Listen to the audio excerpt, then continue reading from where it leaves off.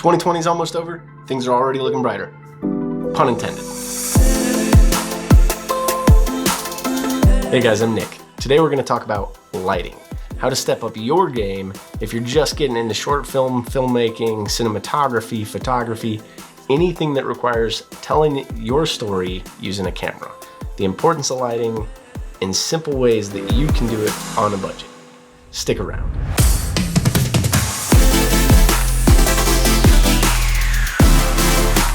The difference between cinematic footage and stuff that looks like absolute crap often comes down to the lighting.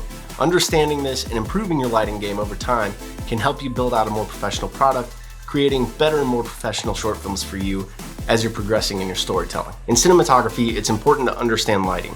It's important to try to understand it, learn what you can, learn how to manipulate the light to work for you to create a better image for your viewer. Today I'm going to talk briefly about how I started with a DIY setup for myself and slowly improved over time until I got the most recent edition, which you see right now is the key light. So when I first started out, I tried to do all my own lighting. I didn't really understand the need for lighting until I started to see how grainy my footage was. Now that graininess is called noise. And to eliminate that noise, a lot of people will try to say, oh, you can fix it in post, you can introduce denoisers, you can use this program, that program, which they exist, but you're better off to figure out what the real issue is. And oftentimes it's the lighting, the amount of light being picked up by your sensor. So really briefly today, we're going to discuss a few different options that we've used and where we're headed and what we're doing next. So this right here is actually a simple DIY setup. This is a fixture that you can find at any Home Depot or maintenance hardware shop, Lowe's, who knows, probably all across the board. And this is a Philips whiz-connected full-color Wi-Fi LED light. But you can adjust this to be any color you really want it to be. The only issue I really found with this is that you may get a little bit of waviness from the light, some flicker, and it may not have the most light output.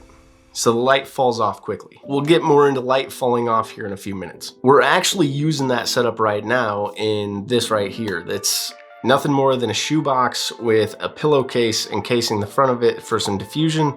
It's taped down in place, hole punched in the back, and we push the bulb back through, threaded it into the fixture, and we're using that same setup right now as a hair light. So if I wanted to, I could actually get on my phone, get on the app, and change that light to however I wanted it to look. And as you'll see, it really gives me this fill right here on my hair, the side of my shoulder, and it kind of separates me from the background a little bit. So you'll notice I'm wearing a dark color shirt with a darker background, and there's still separation between the two. Now the other light that you'll notice I'm using is the one I just turned back up, and that's our key light. It's made by Mount Dog. It runs around $50, so it's about $20 more than a home DIY setup if you wanted to go that route. And you can order it through Amazon. We'll leave a link down below. And we recommend going with the bicolor LED upgrade. It's gonna give you a bit better light output on it. So you'll get brighter light, more fill in some of your pictures than you would otherwise where light's falling off. Now additionally, when it comes to diffusion, you can use several methods. Shower curtain works like a champ. You can get offset from the light to get different effects. The closer to your subject that is, the wider diffusion you get, so you don't have as harsh a light. Now you can additionally just move back the light to also help soften it. But one of the other things to consider is what you're losing in your shadows. So you don't want to have your ISO dialed up through the roof or you're going to get a ton of noise. So try to keep that ISO as close to native as you can. Now, one of the methods you can use to light that back area, to light your shadows up so that you're getting more details out of it, is as simple as you can use a 50-cent poster board and use the reflection from that to improve the shadows by simply moving in and out that poster board. So that 50-cent poster board, we're just using a piece of foam poster board that we got at, I think, Dollar Tree. And by moving that in and out, you can get a different effect on the side of the shadows of the face. So this is where we started the video with the poster board, probably about arm's length away, and we'll end the video, we'll end the video by keeping it about here. So we'll keep that, and we'll show you guys a little before and after what the lighting looks like with the backside using just a board for the backfill using reflection. So right now we're just using two lights. We're using a hair light that we can change the color, change the tone of, and then we're using a key light to fill the majority of the frame. And all in all, our setup right now for just lighting is running probably around 70 bucks. We'll say 70 and 50 cents because of the poster board. Now, if we wanted to, we could add some practicals in the back. We could get some motivated lighting by creating something to give our light source some effect. We can change our key light temperature. We can go extremely cool. We can keep it really warm, or we could even change colors completely, go to like a purple or an orange or something like that if we really wanted to. But these are all super simple things that you can do to really change the look and feel of every scene you shoot. So if we wanted to have this lit like it is right now, we could keep it like this. If we want to dial it down, well, we could affect our ISO. We could actually get super dark in here. We'll turn that bad boy off. So he's off. Phone light's not giving us any light. I'm gonna dial this bad boy down.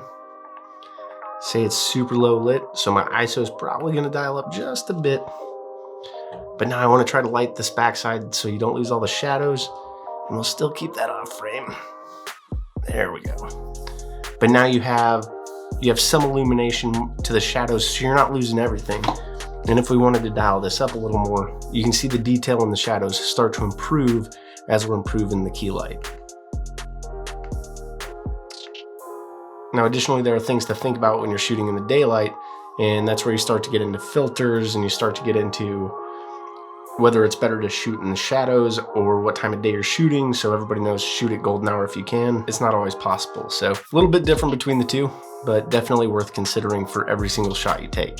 The three basic lights that we've used as budget filmmakers, we started with that little Home Depot design using the metal can, and then we progressed up to using a cardboard shoebox and like an Amazon shipping box with a sheet over it. The mount dog setup, which so far, I love it. It's definitely worth checking out. It's definitely worth the money if you're trying to do this stuff on a budget for a starting out cinematographer, YouTuber, whatever it may be.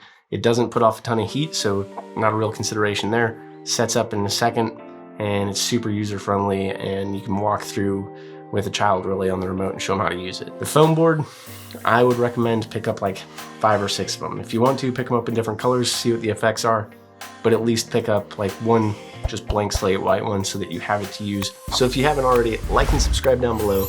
Drop a comment, let me know what your lighting setup is, what you're shooting with, even what you use to edit with. If you want to know more about any of our DIY lighting or how we lit a scene in anything we did, leave a comment down below and we'll get to that too. Other than that, I think that's all I got. Thanks for watching. Anybody in there?